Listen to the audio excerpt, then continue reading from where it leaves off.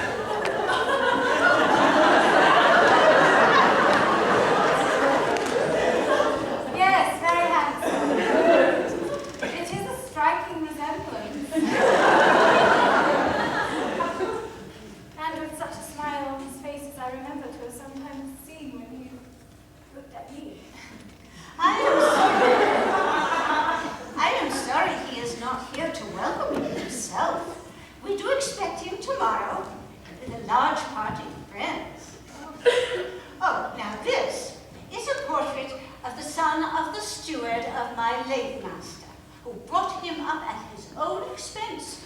He has now gone into the army, but I'm afraid he has turned out very wild. Is your master not pimbling the course of the year? Oh, not as much as I could wish, sir. If your master would marry you, you might see more.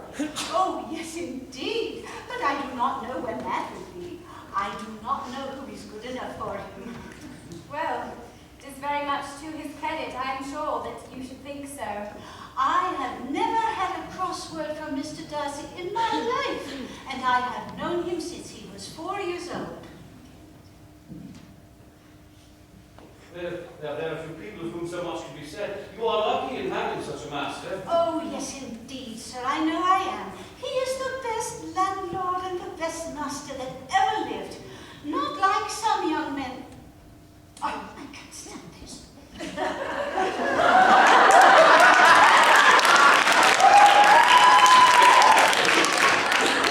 Not like some young men who think only of themselves. You will not find a tenant nor a servant who does not speak well of Mr. Darcy. I know some people call him proud, but I must say I have never seen anything of it. To my mind, it is because he does not rattle on like some young men do. Lizzie, this very fine account of him is not quite consistent with his behavior towards your friend. Yes, well, perhaps in that we may have been deceived. I say only what I know, and so will everyone say who knows him. To be sure, there is no gentleman handsomer. But upstairs in the gallery, I can show you a larger, finer portrait of him than this, if you will come this way. Now, the next room we will enter was my late master's study, and the miniatures you will find are just the way he liked to have them arranged. He was so fond of them. Miss Elizabeth Bennet, Mr. Darcy, I have arrived home a day early. your housekeeper said you are not due until tomorrow. Yes, I know. And is your family well? I am so sorry. They are not well. Oh. Yes, thank you. They are perfectly well. Miss Elizabeth, will you introduce me to your friends? Oh. Mr. Darcy, may I present Mr. and Mrs. Edward Gardner, my uncle and aunt of Gracechurch Street in Cheapside. Delighted to make your acquaintance. How have you enjoyed your tour of Derbyshire?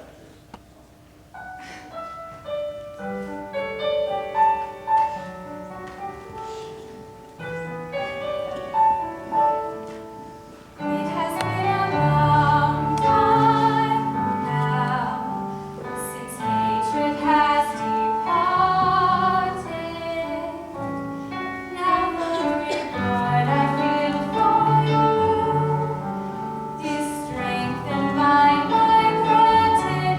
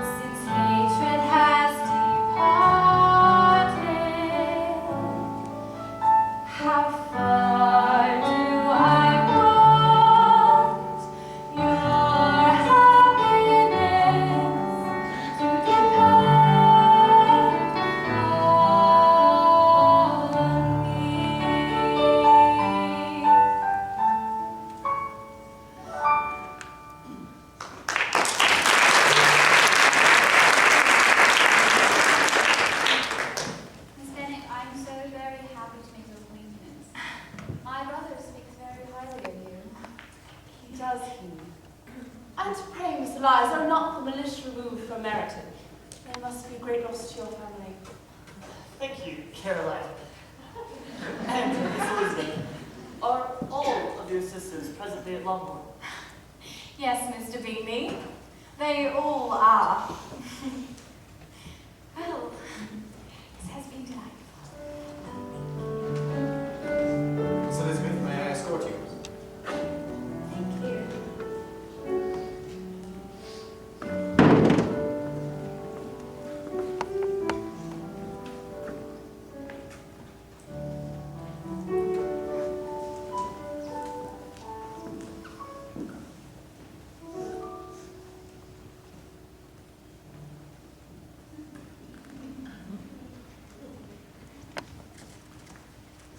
How very ill Miss Eliza Bennet looked this morning, Mr. Darcy. I never in my life saw someone so much altered as she since the winter. She's grown so brown and coarse. Louise and I agree we should not have known her yet. No, we should not. I perceive no great alteration other than her being slightly tanned. No great consequence of travelling in the summer. For my own part, I must admit that I never did see any beauty in her. Her face is thinnish. Yes, it has no complexion. Her complexion has no brilliancy. No, none. And her features are not at all handsome. Her nose wants character. There is nothing marked in its lines. Her teeth are tolerable, but not up to the common way. I remember when we first knew her in Hertfordshire, how amazed we all were to find out she was a reputed beauty. But soon after, she seemed to improve on you. And at one time, I believe you thought her rather pretty. Yes, but that was only when I first met her. It has been many months since then that I have considered Miss Elizabeth Bennet to be one of the handsomest women of my acquaintance.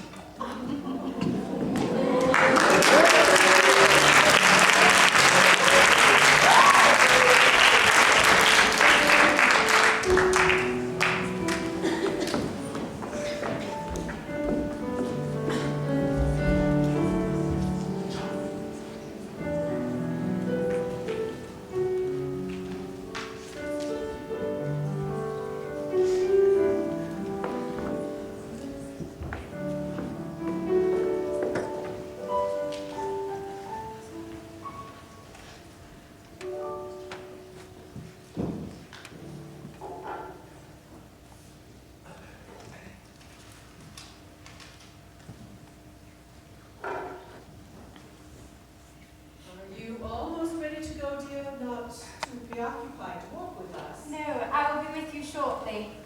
A letter to Jane. Oh, but how is she? A letter for Miss Elizabeth Bennet.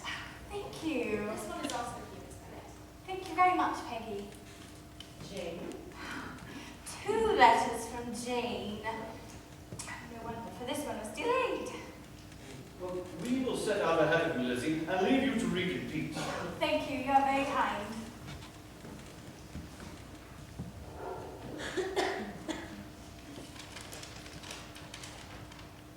Dearest Lizzie, something has occurred of a most unexpected and serious nature that relates to our poor Lydia.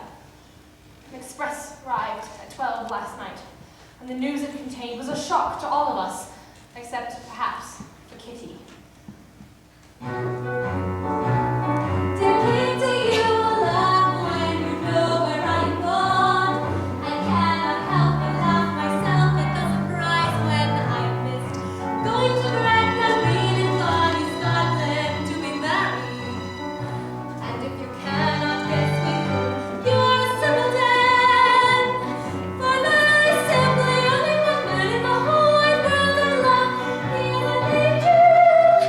Do not tell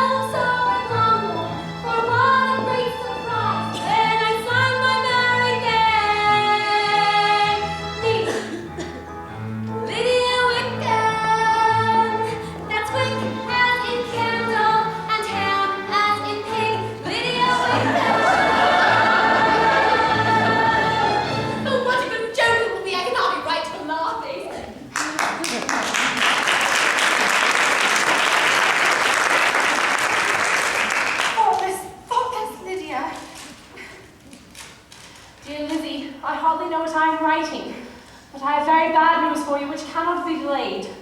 As imprudent a match between Mr. Wickham and our poor Lydia would be, we are now anxious to be assured that it has taken place, for there is but too much to fear that they have not gone to Scotland. Oh, Lydia, my baby! Oh,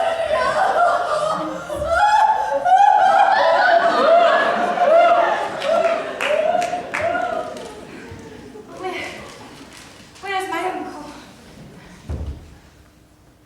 I beg your pardon. I must leave you at this moment. I must find my uncle on business that cannot be delayed. No, Miss Bennet, please, you cannot go yourself. I must. No, you are not well. Please let me or let the servant go after Mr. and Mrs. Gardiner. Hello, let me call your handmaid.